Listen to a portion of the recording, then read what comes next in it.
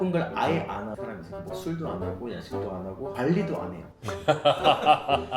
나쁜 것도 되게 많이 하는데 관리도 엄청 해요. 술은 술대로 먹는데 운동은 운동대로 많이 하는 이 두 가지 경우에 어떤 게 더 낫다. 잘 모르겠어요.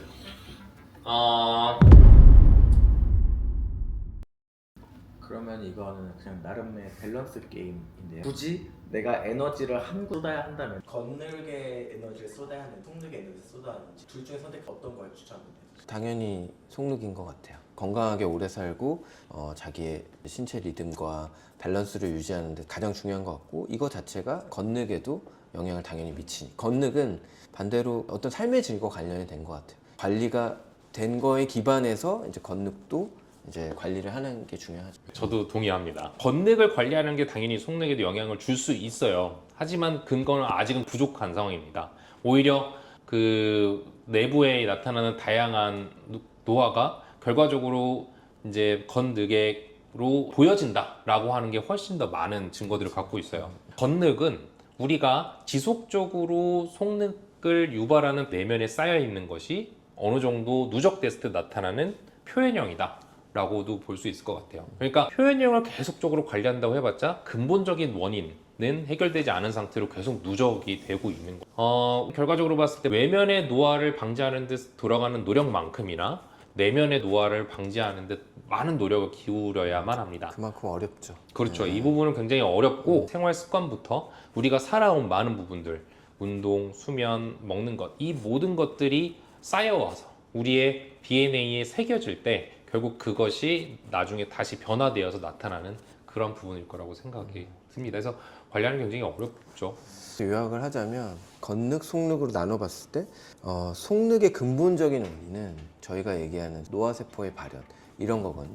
근데 이거 자체가 모든 병과 관련된 근본적인 원인이거든요. 이거를 잡지 못하면 그 나머지 것들을 잡을 수 없을 것 같아요. 그래서 나이가 들면서 오는 모든 병들, 피부의 노화, 그다음에 체형의 변화, 뭐 머리가 하얘, 다 이 세포와의 노화와 관련이 있고, 그렇기 때문에 이게 더 중요하다.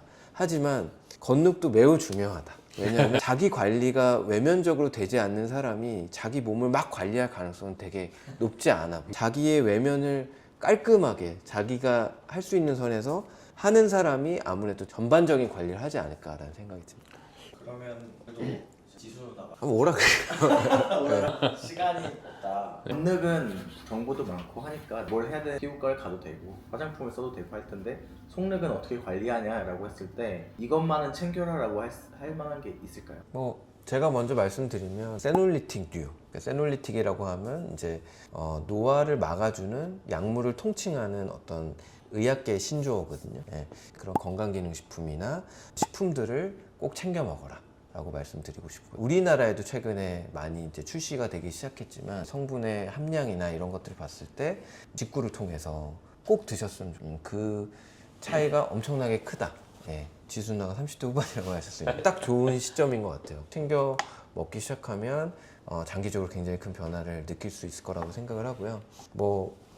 관련된 어떤 성분들은 저희가 앞으로 많이 다룰 겁니다. 지금은 되게 과도기인 것 같아요. 노화와 관련된 수많은 연구와 투자와 회사들의 과감한 어떤 시도와 이런 것들이 막 시작되고 아직은 제품화나 서비스화로 완성되지 않은 상태. 그러니까 저희가 할 수 있는 최선은 건강기능식품이나 이런 성분들을 먹는 방법밖에는 현재는 없거든요. 다음 세대는 많은 제품과 서비스들을 실제로 구매하고 체험하면서 건강하게 오랫동안 살 수 있을 텐데, 저희는 샌드위치 세대인 거, 그거를 실제로 챙기는 사람과 챙기지 않는 사람의 차이는 엄청나게 클 거다 생각하고 있습니다. 맞는 말씀이에요. 노화에 대한 관심이 증진되면서 예방에 좋은 음식, 성분 뭐 이런 것들이 많이 밝혀지고 있습니다. 특히 뭐 세놀리틱 같은 것도 그 중에 하나이고, 뭐 에비던스가 그래도 제일 많은 부분이죠. 어차피 노화의 예방은 밸런스의 문제예요.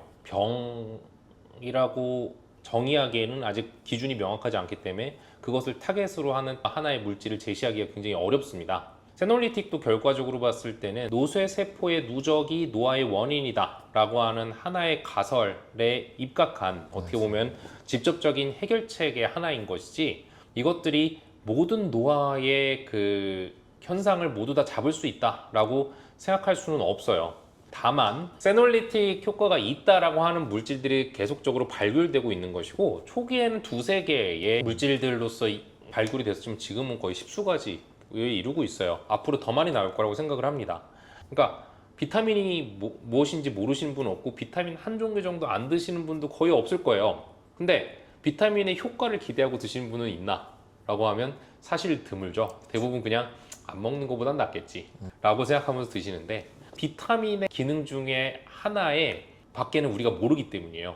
비타민이 처음 발견된 것은 이제 아주 옛날이었습니다. 인체의 구성 물질들을 분석하고 보다 보니까 우리가 먹는 것에서 흔히 얻을 수 없는 아주 미량의 원소들이 나타났고 그것을 우리가 생명을 유지하는 데 꼭 필요한 물질에서 이제 비타민 U라고 이름을 지어갖고 우리가 공급을 계속 하고 있는 것인데 이 비타민 U가 사실 중요하다라는 게 밝혀진 지가 너무 오래됐고 비타민 U의 1일 권장량이라고 하는 것 또한 설정된 지 굉장히 오래됐어요. 지금 1일 권장량을 골드 스탠다드처럼 생각을 하고 우리가 거기에 맞춰서 계속적으로 비타민 U 섭취를 맞추고 있는데 재미있게도 일부 세놀리틱들은 비타민 U에서 많이 나옵니다.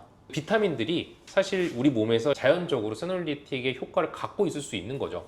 근데 다만 그럼 우리가 먹고 있는 비타민과 세놀리틱은 뭐가 다른가? 용량의 차이인 경우가 많습니다.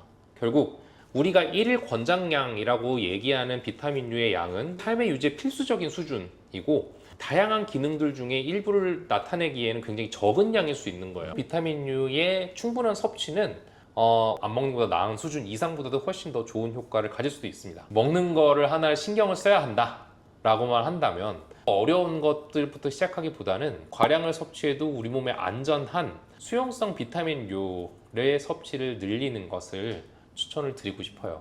그게 아마 첫 시작일 것 같습니다. 세놀리틱류라고 해서 정말 새롭게 개발된 막 특별한 약물이 아니고 그럼요. 사실 네. 시중에 다 나와 있는 영양제 중에 다 있는 거고 맞아요. 사실 NAD 계열도 사실 비타민 B군이랑 관련이 엄청 그럼요. 없잖아요. 네네. 네, 그래서 그런 것들이 다 연관이 네. 되어 있다. 네, 근데 아까도 말씀하셨듯이 함량의 이슈이기 때문에 결국에는 간의 이슈다.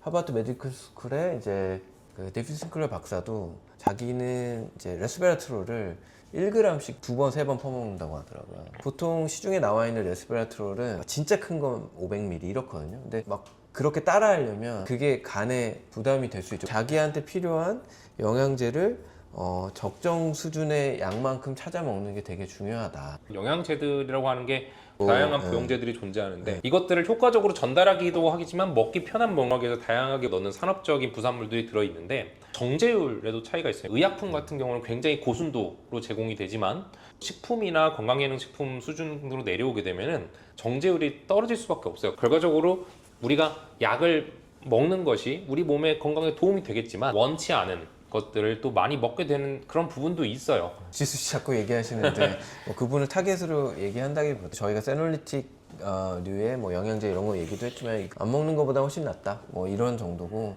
생활 곳곳에서 건강한 습관들을 꾸준히 만들어 나가야 된다. 그렇죠. 네. 그리고 뭐 이제 안 좋은 것들을 이제 차츰 줄여 나가고 가급적 뭐 하루 세 끼 중에 뭐 한 번은 건강식으로 먹던가 뭐 이런 노력이 필요하고 운동도 뭐 30분씩 3번 하면 좋지만 그게 어렵다면 필요할 때 뭐 푸시업을 한다던가 생활의 곳곳에 좀 노력이 필요하다. 결국 그 노력들 순환으로 연결이 돼요. 그러면 이것도 밸런스 게임. 나쁜 걸 아예 안 하는 사람이 있으니까 뭐 술도 안 하고 야식도 안 하고 관리도 안 해요.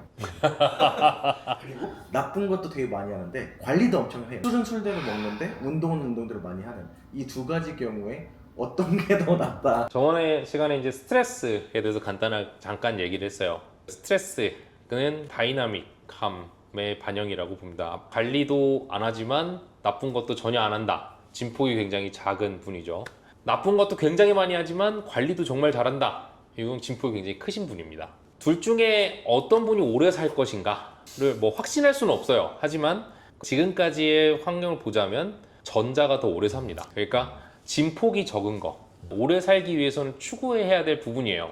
계속 꾸준한 건 중요하지만 계속 무리를 하냐 아니면 계속 무리를 안 하면서 살아가냐 이 정도의 차이일 건 큰 격차로 인해서 나타나는 삶의 나쁜 요소의 누적이 결국 노화나 이런 것 같은 영향으로 나타나겠죠. 뭐 말씀하신 대로 밸런스 게임입니다. 간헐적 단식이라든지 이런 부분들은 우리 몸을 적은 진폭 내에 스트레스가 덜한 상황으로 항상성 있게 유지를 해 나가면서 가끔씩 인위적으로 한 번씩 흔드는 거예요. 한 번씩 흔들어서 스트레스에 대한 내성을 본인이 계속적으로 올려주는 이 방식이 결과적으로 밸런스를 지키는 방법이라고 생각해요. 그러니까 나타날 수 있는 스트레스 상황을 가정하면서 우리의 진폭을 유지시켜 준다고 하면 사실 가장 이상적이라고 할 수 있을 것 같습니다. 네, 감사합니다. 네. 감사합니다.